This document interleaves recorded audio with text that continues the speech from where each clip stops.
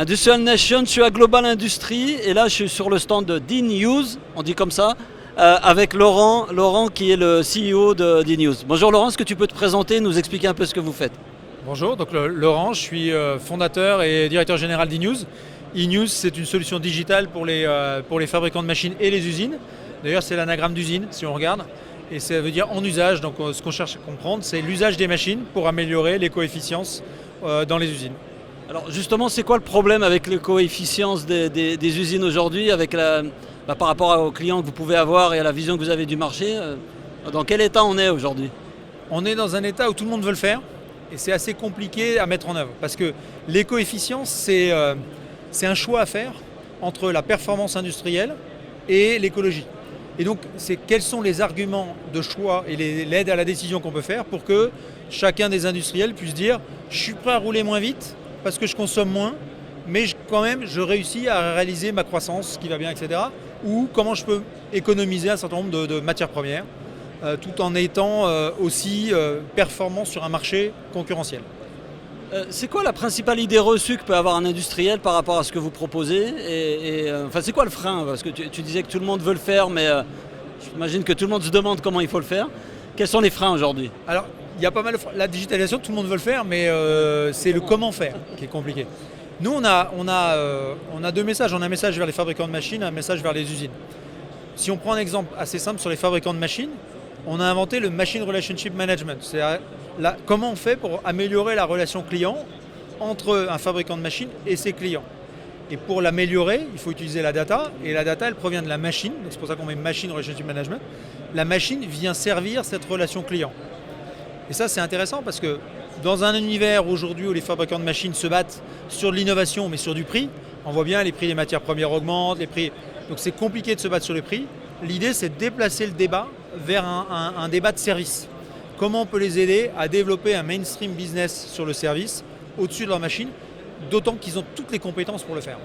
Ok, donc ça c'est pour le fabricant de machines, celui qui va équiper. Donc on passe vers une, je ne sais pas si ça se dit, mais une servitisation en fait. Au lieu de vendre de la machine, je vais vendre un usage de la machine. C'est ça. En fait, on vend un usage, on vend quasiment une garantie de performance, c'est-à-dire qu'on vend une machine pour tant d'unités à l'heure, et on va garantir cette performance-là en coachant en continu le client pour maintenir cette performance-là. E-News, aujourd'hui, vous êtes combien en termes de taille de boîte et qui sont vos clients en fait aujourd'hui? On a 7 ans d'existence, on est 30 personnes, on vient d'atteindre les 30 personnes, ce qui est quand même une croissance. On a 2000 machines connectées dans le monde. Ça peut être des usines agroalimentaires, pas mal. On a une bonne implémentation dans l'industrie agroalimentaire. C'est dans du packaging. On a des centrales hydroélectriques.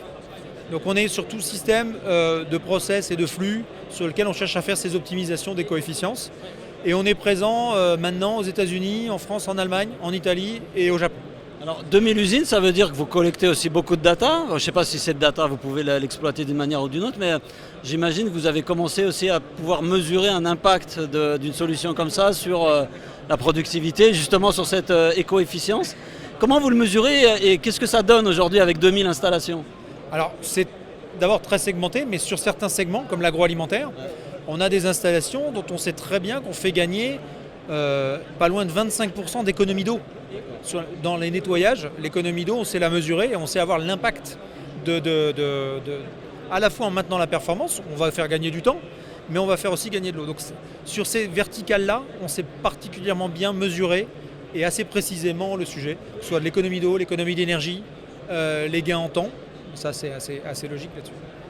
Un petit mot peut-être pour conclure, quelque chose d'important pour toi, un message à faire passer à nos auditeurs, donc c'est plutôt des dirigeants de PME, peut-être futurs clients. Qu'est-ce que tu aimerais leur dire? Que la data, c'est vraiment un moyen d'avoir l'impact. On parle d'éco-efficience, c'est vraiment l'impact. Parce que le cerveau humain n'est pas vraiment fait pour faire des dérivés ou pour faire des projections. Et la data, c'est vachement bien pour faire ce genre de projection. Donc, ne pas être timide sur le sujet de la data.